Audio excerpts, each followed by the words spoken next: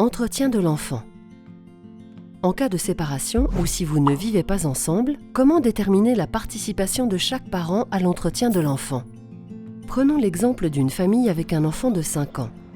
Depuis la séparation, l'enfant vit la plupart du temps avec l'un de ses parents appelé parent gardien qui travaille à 50%.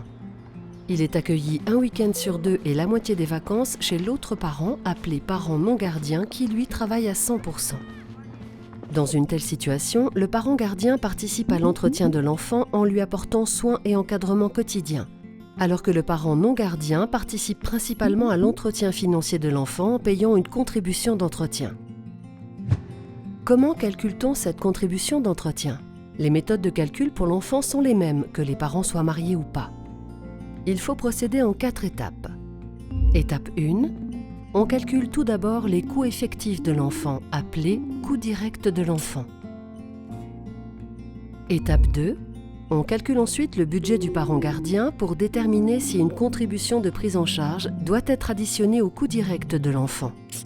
Dans notre exemple, le parent qui a la garde de l'enfant n'arrive pas à couvrir son minimum vital avec son salaire. Ce déficit est appelé contribution de prise en charge. Étape 3. On fixe le montant global de l'entretien convenable de l'enfant en additionnant les coûts directs de l'enfant et la contribution de prise en charge. Dans notre exemple, 775 francs plus 725 francs égale 1500 francs.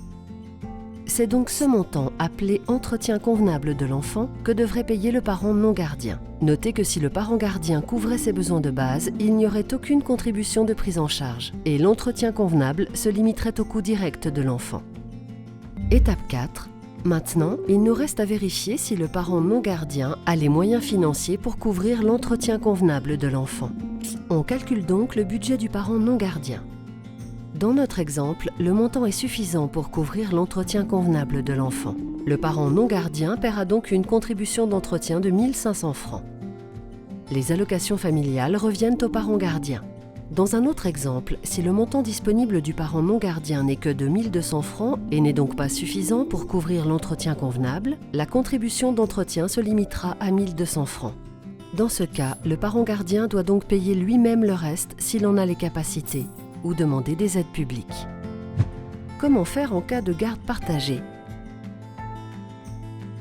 L'entretien convenable de l'enfant est calculé selon la même logique et chaque parent participe à l'entretien financier de l'enfant selon ses ressources. Il est donc possible qu'une contribution d'entretien soit due, même en cas de garde partagée. Et les enfants majeurs? L'entretien des enfants mineurs est prioritaire à celui des enfants majeurs. Si les moyens financiers des parents le permettent, les enfants majeurs en formation pourront également bénéficier d'une contribution d'entretien. Et si vous êtes marié? La méthode de calcul est la même pour l'enfant.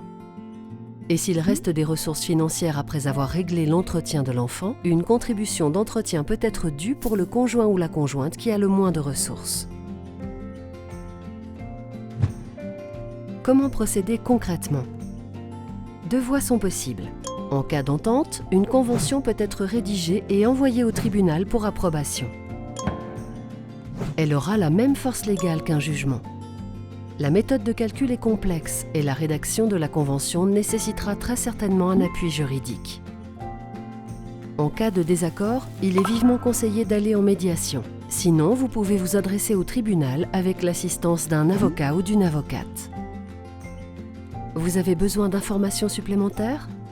Nos aides-mémoires sont à votre disposition sur le site internet du CSP Vaud. Et si vous avez besoin de conseils ou d'aide dans votre relation de couple ou de parents, vous pouvez faire appel au service de consultation couple et famille du CSP Vaud. Notre service juridique est également à votre disposition pour des conseils et pour vous aider à établir une convention.